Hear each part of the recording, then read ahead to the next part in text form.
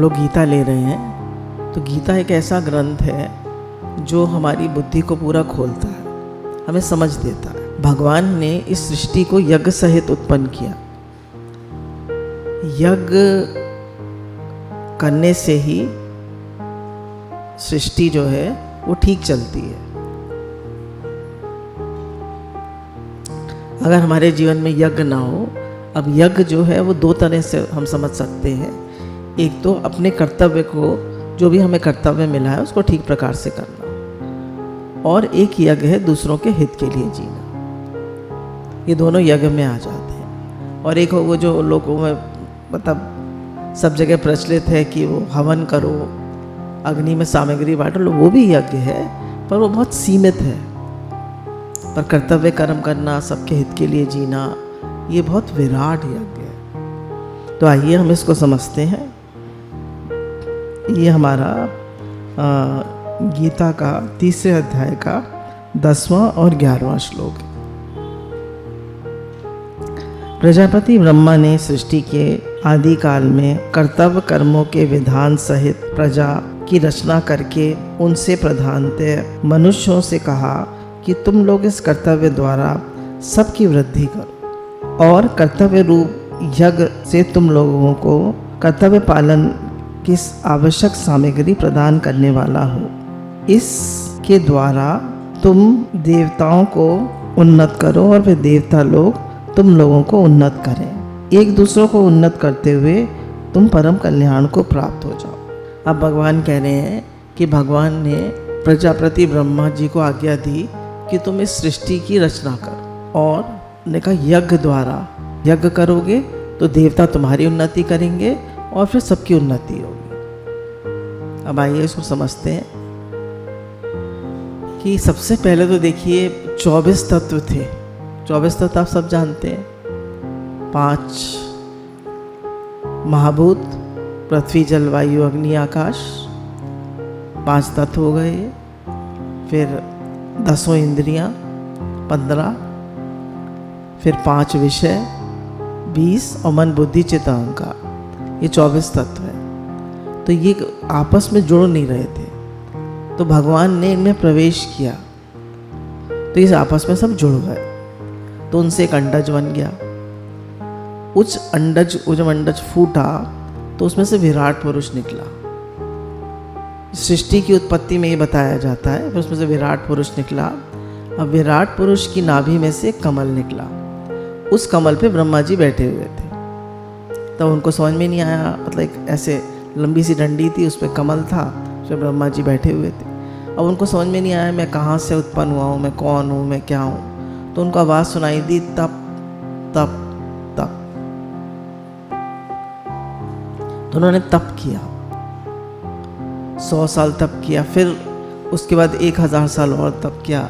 फिर भगवान ने उन्हें आज्ञा दी कि तुम सृष्टि की रचना करो। तब उन्होंने सृष्टि की रचना करी। तो अगर हम बेस में देखें तो हमारे जीवन में तप होना चाहिए। तप क्या है? जो भी प्राप्त परिस्थिति है उसको सहन करना ही तप है। भगवान ने हमें जो भी परिस्थिति दी है, जैसे रखा है, उसमें ठीक प्रकार से अपने कर्तव्य कर्म को करते रहना और सबकी सेवा करना। जो भी सेवा मिली उसको ठीक प्रकार से करना, ये तप है।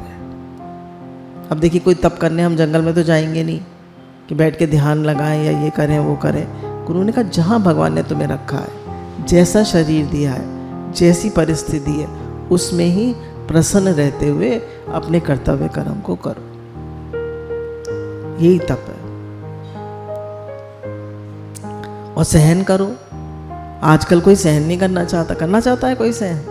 नहीं सहन करना चाहता। जो हमारी जनरेशन थी वो तो सहन करा उन्होंने, पर आजकल की जनरेशन नहीं सहन करना चाहती। तो जितना जीवन में तप होगा उतना आप जीवन में प्रसन्न रहेंगे और स्वस्थ रहेंगे। अब देखिए, थोड़ा सा पढ़ देते हैं। ब्रह्मा जी प्रजा यानी सृष्टि के रचयिता हैं एवं स्वामी हैं, अतः अपने कर्तव्य पालन करने के साथ वे प्रजा की रक्षा तथा उसके कल्याण का विचार भी करते हैं। ब्रह्मा जी जो है प्रजा की उत्पत्ति भी करते हैं उसका पालन भी करते हैं और उसकी रक्षा भी करते हैं, क्योंकि जो जिसको उत्पन्न करता है उसकी रक्षा करना उसका कर्तव्य हो जाता है।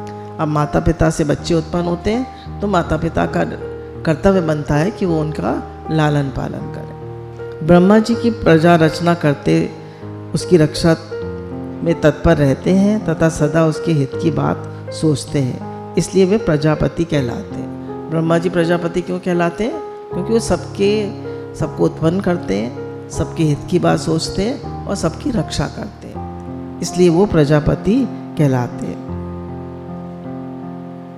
अब देखिए, हम इसको एक एग्जाम्पल से समझते हैं, इसी चीज़ को जो हम कह रहे हैं कि भगवान ने कहा कि तुम देवताओं को उन्नत करो, देवता तुम्हें उन्नत करेंगे। कैसे? मतलब तुम अपना कर्तव्य कर्म ठीक से करो, सबकी सेवा करो, तो ये पूरी सृष्टि ठीक चलेगी और तुम्हारी भी उन्नति होगी और सबकी भी उन्नति होगी। और तुम अगर केवल अपने लिए सोचोगे, अपने लिए खाओगे पियोगे, तो तुम चोर कहलाओगे। केवल अपने बारे में सोचोगे, me and my family, 2x2 my family, बस, तो तुम चोर कहलाओगे। अब देखिए, हम इसको एक गवर्नमेंट के एग्जाम्पल से समझते हैं। हमारे देश में गवर्नमेंट है, वो हमारी सेवा करती है और हम उसको टैक्स देते हैं, ठीक? अगर टैक्स हम न दें तो गवर्नमेंट कैसे चले? टैक्स देते हैं तो रोड्स बनती हैं, फिर रेलवे सिस्टम बनता है, सारा यातायात सिस्टम बनता है, कितनी चीज़ें बनती हैं, सब गवर्नमेंट भी तो बनाती है। तो पूरे देश को का संचालन करने के लिए, पूरा सिस्टम चलाने के लिए जो है वो हम टैक्स देते हैं। अब ज़्यादातर लोग क्या समझते हैं, हम टैक्स की चोरी कर लें। जो लोग जॉब करते हैं उनको तो स्वतः ही टैक्स कट जाता है उनका। तो जिनकी 5 लाख या पता नहीं 3 लाख से ऊपर एक इनकम स्लैब होता है, उससे ऊपर होता है उनकी पे, तो उनका 30% टैक्स कट जाता है। मानिए 1 लाख है उनकी पे, एग्जाम्पल लेने तो 70,000 मिलेगा, 30,000 कट जाएगा। ये 3 लाख और 5 लाख से ऊपर की बात है, तो उनकी 30% पे कट जाती है। अब जो लोग बिजनेस करते हैं वो टैक्स की चोरी करते हैं। वो सोचते हैं गवर्नमेंट को ना देना पड़े, हम अपने लिए ही खा लें पी लें, हम अपना ही पेट भर लें, हम अपना ही बड़ी गाड़ी ले लें, बड़ा मकान ले लें, सब कुछ बड़ा बड़ा बड़ा करते जाएं। और कोई इसको बुरा भी नहीं समझता, कहते हैं टैक्स की चोरी तो करनी पड़ेगी, गवर्नमेंट ने इतना ज़्यादा टैक्स लगा रखा है। तो अगर हम गवर्नमेंट को टैक्स नहीं देंगे तो देश कैसे चलेगा? इसी प्रकार से अब यहाँ टैक्स क्या है, हमारी सृष्टि में टैक्स क्या है? हमारी सृष्टि में टैक्स है हमारा कर्तव्य कर्म और हमारी सेवा, हमारी सेवा और कर्तव्य कर्म। तो सबसे पहले तो ब्रह्मा जी कह रहे हैं अगर इस सृष्टि को चलाना है तो हर व्यक्ति अपने कर्तव्य कर्म को निष्काम भाव से करे। कैसे करे? निष्काम भाव से करे, आसक्ति और फल की इच्छा त्याग कर करे। आमता ममता और कर्तापना त्याग के करे। अब देखिए, एक तो शरीर से सेवा होती है, वो तो स्थूल सेवा होती है, ठीक है, वो भी करना ज़रूरी है। आप खाना बनाते हैं, आप सब किचन में काम करते हैं। फिर एक सेवा होती है सूक्ष्म सेवा।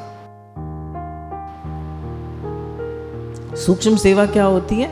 जैसे हम सबके लिए शुद्ध भाव रखते हैं, सबके लिए भगवत भाव रखते हैं, शुक्राना मानते हैं, ये हमें गुरु सिखाते हैं। स्थूल सेवा तो सब सिखाते हैं कि भाई ये काम करो, ये काम करो, घर को साफ रखो, खाना बनाओ, बड़ों की सेवा करो, हाथ पैर दबाओ, टाइम पे खाना दो, ये सब बात सिखाते हैं। बस सूक्ष्म सेवा सिर्फ गुरु सिखाते हैं।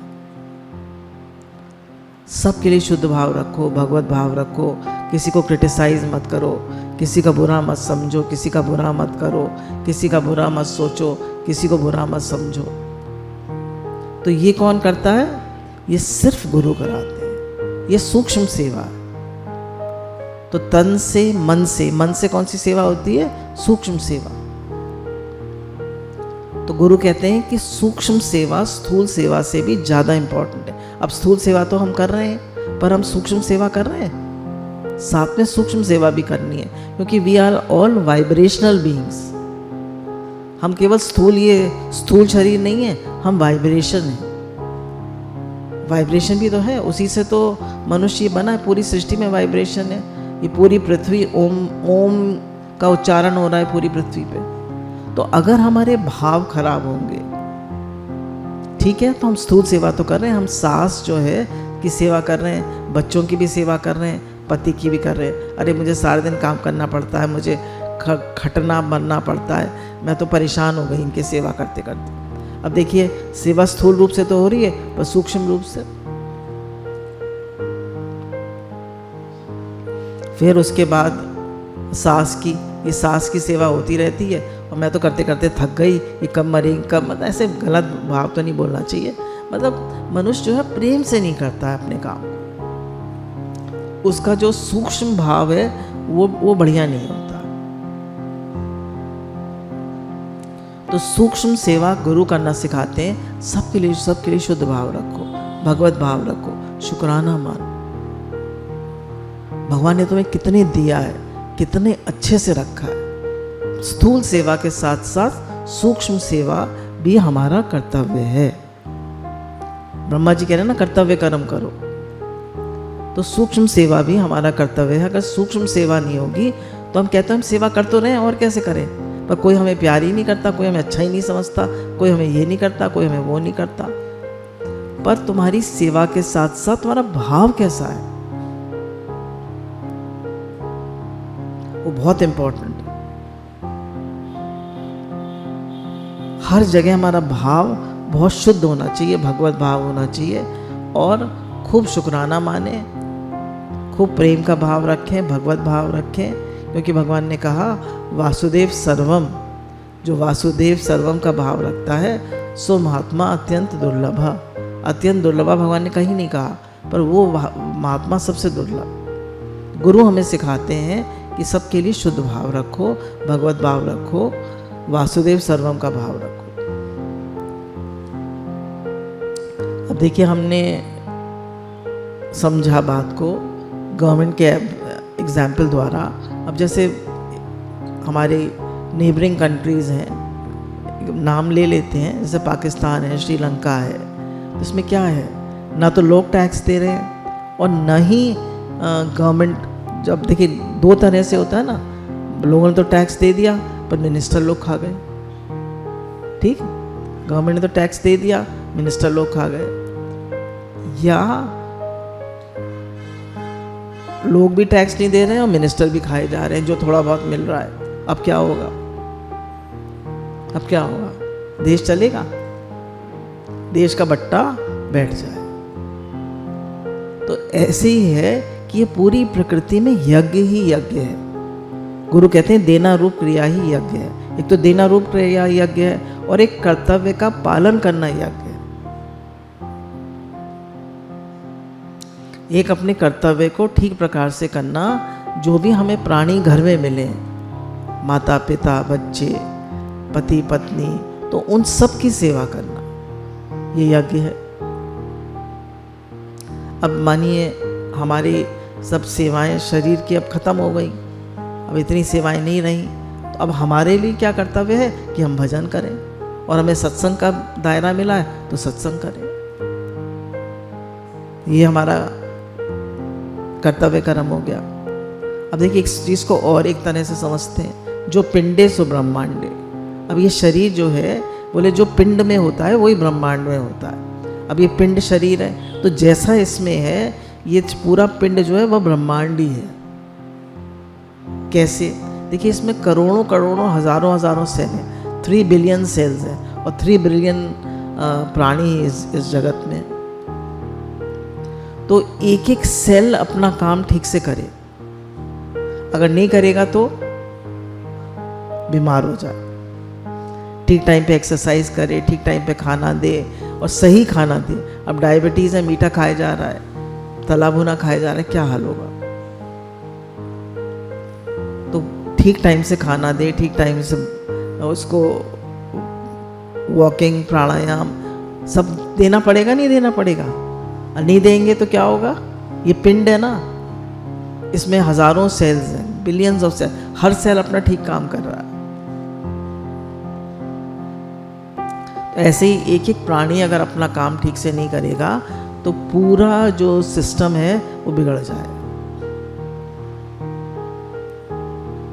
तो हम सबको अपना कर्तव्य कर्म ठीक प्रकार से करना है। जो सेवा हमें मिली है उसमें हमें आलस प्रमाद नहीं करना है, बहुत अच्छे से अपने काम को करना है, बहुत प्रेम से भगवत भाव से खूब शुक्राना मानना है। जो सारी बातें गुरु हमको बताते हैं उनको जीवन में लगाना है, किसी के लिए गलत भाव नहीं रखना है। हम स्थूल सेवा तो कर रहे हैं पर भाव अच्छा नहीं रख रहे तो हमें उसका रिजल्ट नहीं मिलेगा, हमें प्रेम फील नहीं होगा, हमें अंदर से खुशी नहीं आएगी। अब देखिए, मनुष्य को सुख की इच्छा होती है, मान की इच्छा होती है, सुख आराम, मान बढ़ाई और भोग संग्रह,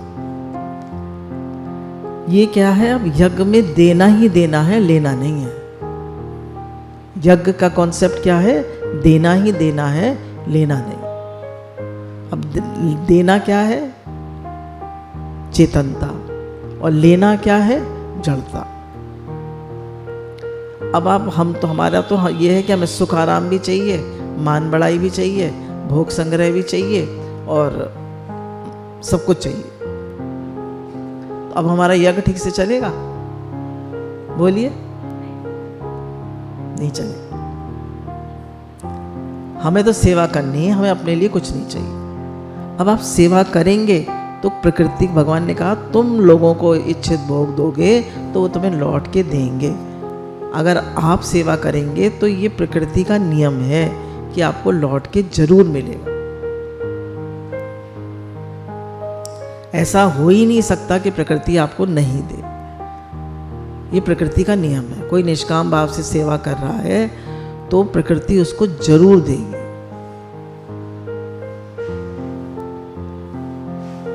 कितने एग्जाम्पल्स आते हैं, अपने जीवन को देख लीजिए और सब छोड़ दीजिए। जो लोग सत्संग में आ जाते हैं उनका जीवन कितना सुधर जाता है, प्रकृति उन्हें सब देती है। और सत्संग में आने से पहले उनका जीवन कैसा था देखिए, प्रकृति हमें सब दे रही है। अम्मा जी कहते थे जब मनुष्य अपनी सेवा ठीक प्रकार से नहीं करता है तो अनावृष्टि और अतिवृष्टि होती है। मतलब ये सीजन्स भी ठीक से नहीं चलते हैं, पूरे सीजन्स चलते हैं ना, 4 मौसम चलते हैं भाई, सर्दी गर्मी ये सब करके चलते हैं ना, वर्षा काल, ऐसे करके 4 मौसम चलते हैं। तो ये सब भी ठीक से नहीं चलते। देखिए, गर्मी पड़ेगी तो अधिक पड़ जाएगी, बारिश होगी तो बहुत ज़्यादा पड़ जाएगी या बिल्कुल नहीं पड़ेगी, या एक हफ्ते में जो बारिश पड़नी चाहिए थी वो एक ही दिन में पड़ जाएगी। तो जब मनुष्य के मन खराब होते हैं, मनुष्य के मन खराब होते हैं, मनुष्य के भाव खराब होते हैं, मनुष्य अपना कर्तव्य कर्म नहीं करता तो देवता लोग भी अपना नहीं करते हैं। अगर लोग गवर्नमेंट को पैसा नहीं देंगे तो गवर्नमेंट कहाँ से काम करेगी? समझ रहे हैं? तो इसलिए हम सबको चाहिए कि अपने कर्तव्य कर्म को ठीक प्रकार से करें। हमारे अंदर लोभ लालच नहीं होना चाहिए। ईमानदारी से, सच्चाई से, भगवत भाव से खूब शुक्राना मानते हुए और जितना मिला है उसमें खुश रहते हुए सेवा करें। और भगवान ने इतना तो दिया, चाहे बहुत दे, आपको बहुत मिल गया पर आपका शरीर ही स्वस्थ नहीं है, क्या करेंगे? भगवान ने हमें 4 कोश दिए, आनंद, अन्नमय कोश, मनोमय कोश, ज्ञान विज्ञानमय कोश और आनंदमय कोश। अब पहला कोश क्या है? ये अन्नमय कोश। अब यही स्वस्थ नहीं है, यही ठीक नहीं है, अब क्या करेंगे बोलिए? इसी में हमारा सारा मन पड़ा रहता है। हम ना तो वॉकिंग करते हैं, ना एक्सरसाइज करते हैं, ना प्राणायाम करते हैं, कुछ भी नहीं करते हम। तो पहला यज्ञ है कि इसको ठीक रखें। पहला यज्ञ है कि इसको भी ठीक रखें। यही ठीक नहीं है, यही मरा पड़ा है, मार काम में लगे पड़े, न खाने की सुध, न पीने की सुध, न एक्सरसाइज की सुध, किसी चीज़ की सुध नहीं है, बस काम में लगे पड़े। आजकल क्या है बच्चों, यंग जनरेशन का क्या है, यही तो है। अब अन्नमय कोश बिगड़ा तो मनोमय कोश बिगड़ेगा नहीं बिगड़ेगा? अन्नमय कोश बिगड़ेगा तो मनोमय कोश भी बिगड़ेगा। अब मनोमय कोश बिगड़ेगा, अन्नमय कोश बिगड़ा, फिर मनोमय कोश बिगड़ा, फिर ज्ञान विज्ञान बुद्धि भी स्थिर नहीं रहेगी, निश्चय नहीं कर पाएगी कि मैं भगवान का हूँ, भगवान मेरे। करेगी निश्चय? करेगी? निष्कामी व्यक्ति निश्चय कर सकता है। फिर आनंद, जीवन में दुख होगा। तो बेसिक है, पहले इस अन्नमय कोश को तो ठीक रखें, इसी को हम ठीक नहीं रखते, यही बिगड़ा पड़ा रहता है। तो हर एक जने का कर्तव्य है कि पहले अपने शरीर को स्वस्थ रखे, और अब ये नहीं कि सारा टाइम शरीर में ही लगा रहे, फिर सबकी सेवा करे। अपने भी तो इसको अन्नमय कोश को ठीक रखे, तभी तो सबकी सेवा कर पाएगा। अपने अन्नमय कोश को ठीक नहीं रखेंगे तो किसकी सेवा कर पाएंगे बोलिए? कैसे भजन करेंगे, कैसे भगवान में मन लगाएंगे?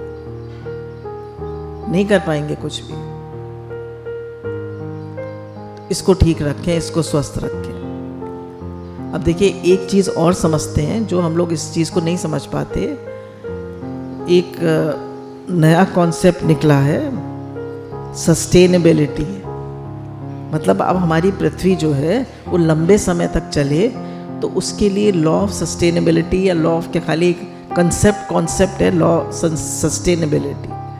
सस्टेन क्या होता है? सस्टेन इंग्लिश का वर्ड है जो ये कहता है बहुत लंबे समय तक चीज़ चले। अब हमारी ये पृथ्वी है, देखिए अब नए नए इन्वेंशंस हो रहे हैं, वो पृथ्वी को बिगाड़ रहे हैं या बना रहे हैं? बोलिए, बिगाड़ रहे हैं या बना रहे हैं? अब देखिए प्लास्टिक निकली, ठीक, तो प्लास्टिक निकली तो हमें तो बड़ा मज़ा आया, भैया प्लास्टिक के में सब सामान दे देते हैं, हम लोग अपने घर ले जाते हैं। पर उस प्लास्टिक से क्या हुआ? वो धरती में दब जाएगी तो गलेगी नहीं। प्लास्टिक के ग्लास, प्लास्टिक की प्लेटें, प्लास्टिक के पॉलीथीन, वो गाय के पेट में चले गए। अब वो गाय, अब हमारी जो मेरीन वो है लाइफ, मेरीन लाइफ मतलब सी, समुद्र, उसमें मछलियों के पेट में प्लास्टिक जा रही है। तो पूरा जो हमारा इकोलॉजिकल सिस्टम है वो सब डिस्टर्ब हो रहा है प्लास्टिक से। फिर प्लास्टिक के बर्तन, प्लास्टिक की हर चीज़। हम लोगों को तो बड़ा अच्छा लगा, पहले टीन की, स्टील की बाल्टियाँ होती थी अम्मा जी के टाइम में। जब हम लोग शादी हो के आए तो अम्मा जी रोज़ बाल्टी मांजती थी और नहाती थी। एक बार आ गई प्लास्टिक, ज़िंदगी भर चलती थी वो। स्टील की बाल्टी, उसकी वो लोहे की बाल्टी, अब हर चीज़ हमें प्लास्टिक की चाहिए। पर उससे जो पूरी हमारी इकोलॉजिकल सिस्टम है उसको क्या हो रहा है, वो हमने कभी सोचा? फिर अब देखिए ये मोबाइल निकला तो 3G, 4G या 5G आ रहा है, कितनी रेडिएशन। देखिए फायदा भी है पर नुकसान कितना है। तो वो ये कह रहे हैं ग्लोबल वार्मिंग कितनी बढ़ रही है, तो कह रहे हैं वो चीज़ निकालो जिससे तुम्हारी लाइफ पृथ्वी पर बहुत दिन तक सस्टेन कर पाए। सस्टेन मतलब चलती रहे। अब हमने पृथ्वी को ही खत्म कर दिया तो क्या बचेगा हमारे पास? हम लोग तो कहते हैं हम कपड़े का थैला नहीं ले जाना चाहते, हमारे जो ये थैले बने हैं, हे नाथ आपको भूलो नहीं और हरे कृष्ण का कितने अच्छे, कहीं जाना है ले जाइए, और थोड़े कपड़े के थैले बनवा देंगे हल्के थोड़े के, तो सब कैरी कर सकें, उसमें कोई मंत्र लिखवा के। तो ऐसी चीज़ें हमें करनी चाहिए जिससे हमारी पृथ्वी जो है प्रोटेक्ट हो। जैसे आपने नाम सुना होगा, एक सदगुरु हैं संत, तो वो इंग्लिश में ही बोलते हैं ज़्यादातर, तो वो आजकल एक पूरे भारत में या पूरे उसमें घूम रहे हैं, प्रोटेक्ट द सॉइल। अब सॉइल को प्रोटेक्ट करने का क्या मतलब है? कह रहे हैं देखिए अगर हम लोग, हर आदमी जो होता है जल्दी पैसा कमा लो, जल्दी रिच बन जाओ। जैसे हमने एक बार गेहूँ बोया या गन्ना बोया या आलू बोए या सब्जी बोई, अब हमने उसमें केमिकल फर्टिलाइज़र लगा दिया। फर्टिलाइज़र समझते हैं, खाद, जैसे क्या कहते हैं, यूरिया लगा दिया, और भी चीज़ें होती, कई सारी चीज़ें लगा दी। अब क्या हुआ, हमने वो लगा तो दिया, अब वो लगाने से 2-3 बार हमने लगाया उसको, तो पृथ्वी बंजर हो जाती है। और उसमें ही अगर हम गाय का गोबर का खाद या पत्तियों का खाद बना के लगाएं तो वो पृथ्वी जो है वो हमेशा उपजाऊ रहती। ये बात आप लोगों को पता है या नहीं पता है? नहीं पता होगी ना, तो समझिए। उन्होंने कहा जो गाय होती है क्या देती है हमें, बोलिए, गाय क्या देती है? दूध। पर दूध से भी ज्यादा इंपॉर्टेंट है गोबर, क्योंकि गोबर जो है उससे ये पूरी पृथ्वी, जो धरती है हमारी, जो हमें अन्न देती है, जो हमें फल और सब्जियां देती है, वो उससे प्रोटेक्ट होती है। उस गौमूत्र से, उसके गोबर से ये सब प्रोटेक्ट होती है। तो अगर हम इनको प्रोटेक्ट नहीं करेंगे तो हमारी पृथ्वी कैसे चलेगी? हम तो बस ऐसे ही चले जा रहे हैं साइंस साइंस साइंस, पर हमारा जो पुराना सिस्टम था, जो ऋषि मुनियों ने निकाला था, वो कहाँ गया? उन्होंने हर चीज विचार करके करी थी। अब देखिए ग्लोबल वार्मिंग मतलब पृथ्वी पे हीट बढ़ रही है, गर्मी बढ़ रही है, टाइम पे बारिश नहीं हो रही है, सर्दी बहुत पड़ रही है, गर्मी बहुत पड़ रही है। क्यों हो रहा है ये सब? तो हमको हर चीज विचार करके करनी है। कोई भी चीज है उसमें हमारी पृथ्वी को फायदा होगा, सबको फायदा होगा, हर एक के बारे में सोचना चाहिए। मैं ये काम कर तो रहा हूँ, मैं ये चीज कर तो रहा हूँ, इससे फायदा क्या होगा? मुझे भी फायदा हो, सबको फायदा हो, पूरे समाज को फायदा हो। अब हर आदमी क्या समझ रहा है? बस मुझे फायदा हो, मैं पैसे वाला बन जाऊं, मैं खुश हो जाऊं। तो जब आप सबको खुशी देंगे, जब आप सबके लिए करेंगे, तभी तो लौट के आपको मिलेगा। क्योंकि प्रकृति का नियम है, what you give you get back. जो आप देते हैं वो लौट के मिलता है। तो अब हमें ये सोचना है कि हम क्या दे रहे हैं प्रकृति में। प्रकृति तो हमें सब कुछ दे रही है। अम्मा जी कहते थे एक सेब काटो, बाहर से तो इतना सुंदर है और अंदर से सड़ा हुआ है। क्यों अंदर से सड़ा हुआ क्यों है? बाहर से तो इतना सुंदर नहीं आ रहे आजकल सेब। कई पहले तो, अब तो थोड़ा नहीं, इस समय तो नहीं हुआ, पहले तो पिछले सालों में तो कई सेब काटे तो अंदर से सड़े हुए, बाहर से इतने सुंदर। तो ऐसे मनुष्य बाहर से तो बहुत सुंदर है और अंदर से सड़ा हुआ है।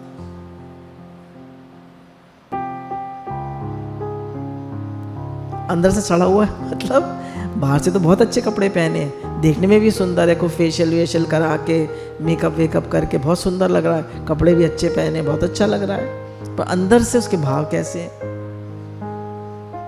तो हर मनुष्य को लेने ही लेने का भाव है, देने का भाव है ही नहीं। तो जितना हमारा देने का भाव होगा उतनी हमारे जीवन में खुशी आए। मुझे अपने लिए कुछ नहीं चाहिए, मेरा तन मन धन सबके लिए हो। जितना आप निष्काम भाव से रहेंगे उतना ही आप प्रसन्न रहें। प्रसन्नता, आनंद हमारा अपना स्वरूप है। गुरु कहते हैं सबके लिए आजकल कितना चल रहा है, मुझे तो बहुत ही अच्छा लगता है। सब सुखी हो, सबका भला हो, सबका भला हो, सब सुखी हो, सब सुखी हो, सब निरोग हो, सब स्वस्थ हो, सबका कल्याण हो, सब भगवान में लगे, सबकी सोच सकारात्मक हो, सब स्वस्थ रहें, सब ठीक रहें। हे नाथ आपको भूलो नहीं, हे नाथ मैं आपका हूँ, आप मेरे हैं, सबका कल्याण हो, सबका कल्याण हो, सबकी उन्नति हो, सब सच्चे और ईमानदार बने। हे नाथ मैं आपको भूलो नहीं। आप सबके लिए शुद्ध भाव भेज रहे,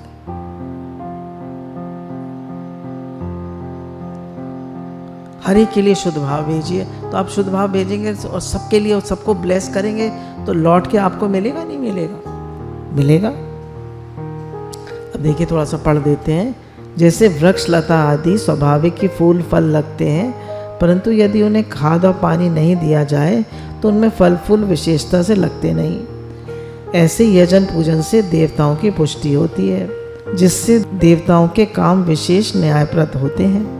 परंतु जब मनुष्य अपने कर्तव्य कर्म द्वारा देवताओं का यजन पूजन नहीं करते, तब देवताओं को पुष्टि नहीं मिलती।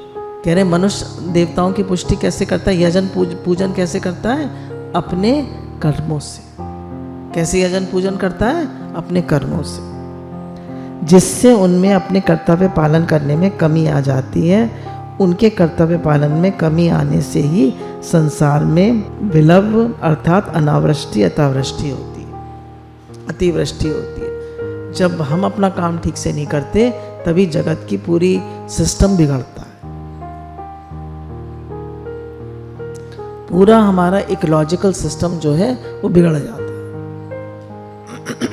पूरी पृथ्वी की जो वो है,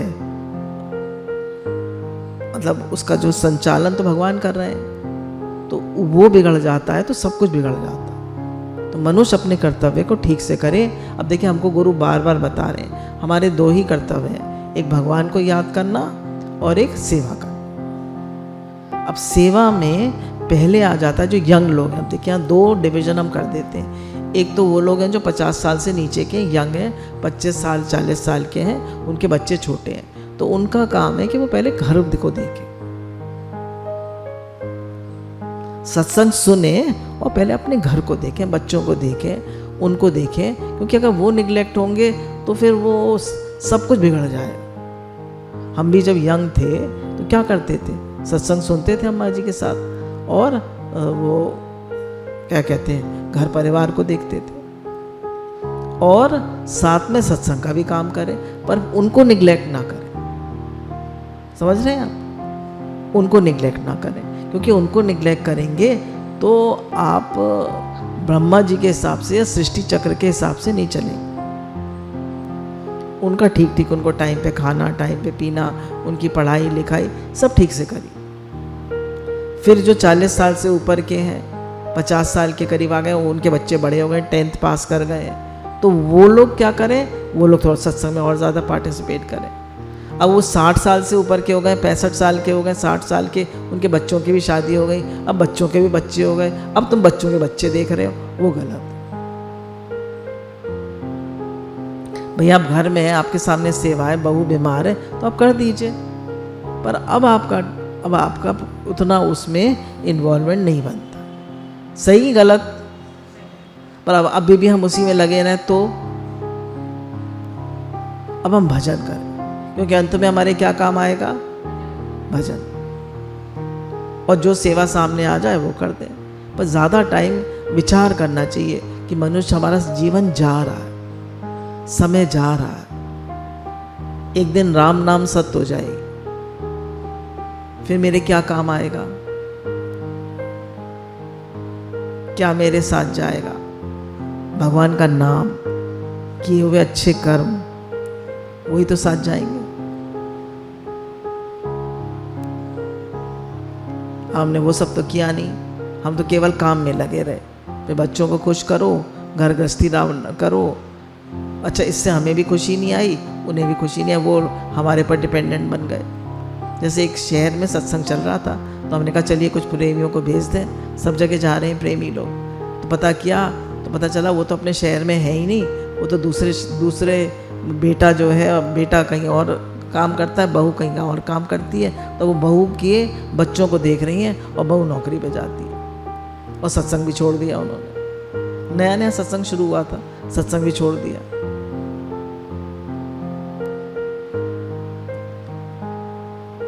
तो जो कॉन्सेप्ट है देखिए, जो हमारे ऋषि मुनियों ने निकाला था कि भाई लड़कियां एजुकेटेड हों, काम करें, पर आजकल तो वर्क फ्रॉम होम भी है, पर अपनी जो ड्यूटी फर्ज है वो तो करें। आजकल तो वो जो वो है पति पत्नी, बच्चा ही नहीं करना चाहते, बच्चे ही नहीं करना चाहते। क्यों? मेहनत पड़ती, कुत्ते पाल लेंगे। देखिए हम जहाँ सोसाइटी में जाते हैं, हाई क्लास सोसाइटी जैसे कहते हैं, वहाँ कुत्ते ही कुत्ते दिखते हैं। कुत्ते पाल लेते हैं, बच्चे नहीं करेंगे, क्योंकि बच्चे पालने में मेहनत लगती है, नहीं करना चाहते। एंजॉय करेंगे, एंजॉय करें, बुढ़ापे में कौन देखेगा, फिर अकेले रह जाएंगे। तो हमेशा दिन एक से नहीं रहते। तो जितने हम स्वार्थी बनते जाएंगे उतने हम रोगी बनते जाएंगे, उतने हम दुखी बनते जाएंगे।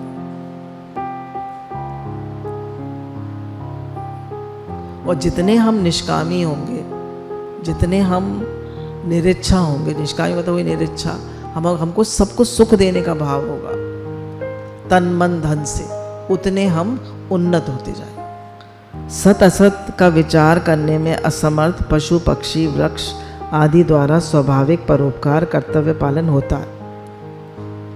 अब कह रहे हैं जितने भी पशु, अब देखिए गाय गोबर देती है, और जितने भी जानवर हैं वो कुछ प्रकृति में कुछ गलत करते हैं, बोलिए गलत करते हैं, प्रकृति के कुछ हार्म करते हैं, नहीं करते। न पशु न पक्षी न वृक्ष, वो तो दे ही दे रहे हैं।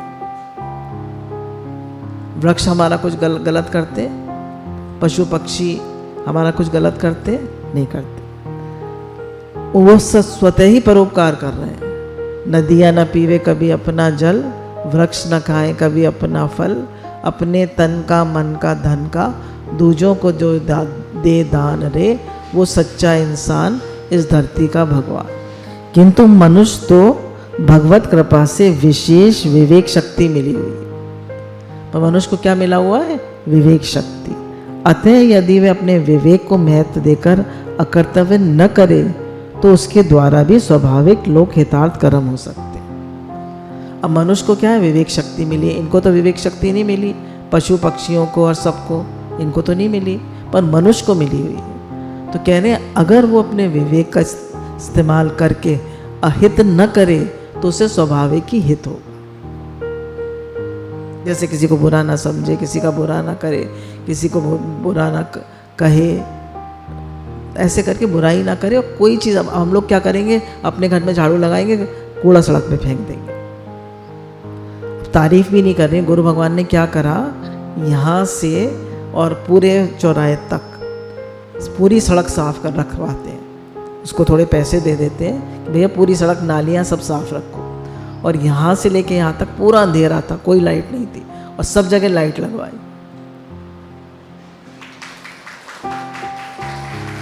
तो भाई थोड़ा तो हम कर सकते हैं। भाई हम अपने लिए तो सोच लेते हैं भी मेरा घर साफ रहे, और सब वो सब मेरा नहीं है। हम सब एक नहीं है, हम सब भाई बहन नहीं है, हम सब एक परमात्मा की संतान नहीं है। We are not all one. तो जैसे मेरा दुख दर्द है वैसे दूसरे का भी है। अब मैं पार्क में जाती हूँ टहलने, तो कितने लोग मिलते हैं, किसी के पास भूसा नहीं है गाय के लिए, कोई बीमार है, किसी को कोई तकलीफ़ है, किसी को कोई परेशानी है, तो उनको मिलती है माता जी माता जी माता जी करके सब आ जाते हैं। तो भाई हमारे पास यज्ञार्थ सेवा है, कितने शुक्राने हैं। अब देखिए यज्ञार्थ सेवा निष्काम भाव से हो रही है, तो आ भी तो रहा है ना, सब दे रहे हैं। तो ये प्रकृति का नियम है। अगर आप सेवा करेंगे निष्काम भाव से और केवल अपने लिए नहीं सोचेंगे, तो प्रकृति लौट के आपको ज़रूर देगी, ज़रूर देगी, ज़रूर। आप प्रेम देंगे, प्रेम लौटकर मिलेगा। आप मान देंगे, आपको मान लौटकर मिलेगा। आप सुख देंगे, आपको सुख लौटकर मिलेगा। और आप चाहेंगे तो कुछ नहीं मिलेगा। अब परमात्मा प्राप्ति के जितने भी साधन बताए गए हैं वे सभी यज्ञ के नाम से कहे गए। परमात्मा प्राप्ति के जितने भी साधन बताए गए वे सब यज्ञ नाम से कहे गए हैं। जैसे द्रव्य यज्ञ, ठीक है, द्रव्य पैसे का द्रव्य, सामान दिया, हमने कपड़े बांट दिए, सामान बांट दिया, ये सब द्रव्य यज्ञ है। तपो यज्ञ, तप किया, जीवन में तप किया। जो भी हम भजन इत्यादि करते हैं, सहन करते हैं, जो भी प्राप्त परिस्थिति है सबको सहन करते हैं, वो सब तप है। योग यज्ञ, आप भगवान से योग लगाते हैं, भगवान से ये सब हम भजन करते हैं, ध्यान करते हैं, सब योग यज्ञ, प्राणायाम आदि। प्रायः यज्ञ शब्द का अर्थ हवन से संबंध रखने वाली क्रियाओं के लिए ही प्रसिद्ध है, परंतु गीता में यज्ञ शब्द शास्त्र विधि से किए जाने वाले संपूर्ण विहित क्रियाओं का वाचक है। गीता क्या कहती है? जो आप कर्तव्य कर्म करते हैं वो यज्ञ है, और अपने वर्ण, आश्रम, जाति, स्वभाव, देश, काल आदि अनुसार कर्तव्य कर्म यज्ञ के अंतर्गत आता है। और देखिए साथ में ये भी बता दिया, दूसरों के हित की भावना से किए जाने वाले सब कर्म भी यज्ञ है। अपने घर में सेवा करना और सबके हित के लिए जीना भी यज्ञ है। ऐसे यज्ञ यानी कर्तव्य का दायित्व मनुष्य पर ही। अब देखिए चिड़िया विड़िया और ये सब तो नहीं, तो ये तो कर ही रहे हैं यज्ञ, ये तो सब दे ही रहे हैं। अब देखिए एक अर्थवॉर्म भी होता है, एक सांप भी होता है, तो वो अपना बिल बनाता है तो क्या होता है? खुदाई हो जाती है। केंचुए देखे आपने निकलते हैं बरसात में, तो वो क्या करते हैं? जाते हैं तो पूरी पर पृथ्वी में खुदाई हो जाती है। सांप बिल बनाता है, खुदाई हो जाती है। कह रहे चिड़िया नहीं रहेंगी तो भी हमारी अर्थ को बहुत नुकसान होगा। पेड़ कट जाएंगे, जब सड़क बनती है तो लंबे मीलों तक पेड़ कट जाते हैं।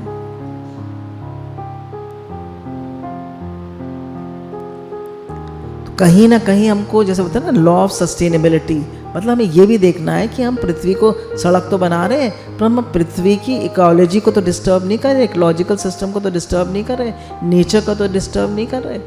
हम भी अपने घर में 4-6 गमले लगा लें, मनी प्लांट लगाइए, एरिका पाम लगाइए, स्पाइडर प्लांट लगाइए और स्नेक प्लांट लगाइए। स्नेक प्लांट दिखा देते हैं आपको, वैसे मैंने एक वीडियो भी डाला था। आप देखिए इसमें कह रहे हैं कर्मयोगी सदा देने का ही भाव रखता है, लेने का नहीं, क्योंकि लेने का भाव बांधने वाला है। वो सदा देने का ही भाव करता है, लेने का नहीं, क्योंकि लेने का भाव बांधने वाला है।